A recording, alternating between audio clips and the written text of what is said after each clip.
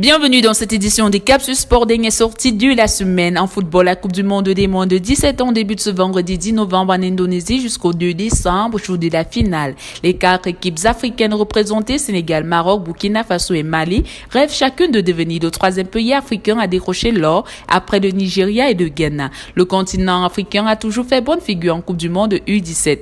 Le Nigeria est l'exemple le plus parlant de cette réussite, détenant le record de titres avec 5 couronnes mondiales et 3 finales. Leur palmarès est complété par les 2 titres remportés par le Ghana, qui souligne la capacité de l'Afrique à produire les jeunes talents de classe mondiale.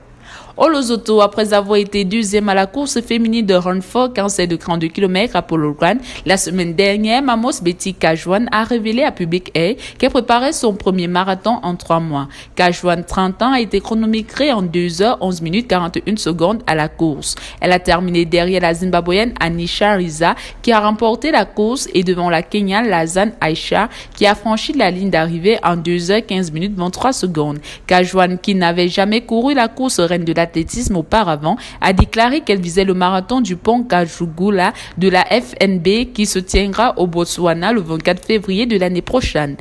Notons qu'elle a fait son meilleur temps personnel 2 fois à différentes distances cette année, 1h17 minutes 19 secondes dans le semi-marathon de Harry Grala District et 36 minutes 31 secondes dans l'Absa Run Your City 10 km le 14 mai et le 19 juillet, respectivement tous deux à Durban en Afrique du Sud. En tennis, la Fédération internationale de tennis a promis de construire une académie de tennis de classe mondiale en coopération avec l'association tanzanienne de tennis dans le but d'améliorer cette discipline dans le pays. Cela a été révélé à Dar es Salaam lors de la récente tournée du président de la Fédération internationale de tennis, David Algeti, qui a eu des entretiens avec les responsables du gouvernement tanzanien et de l'association tanzanienne de tennis au Lugalo Club Hall de la ville.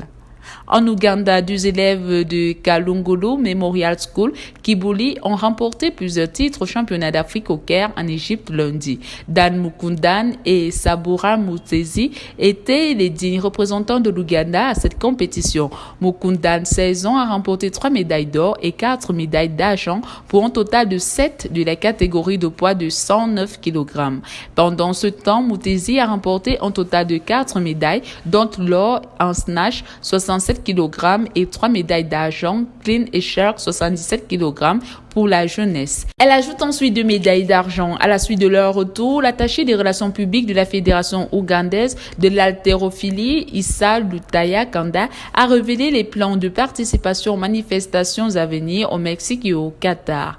Voilà qui met en terme à cette édition des Capsus Sport. Bon week-end à tous.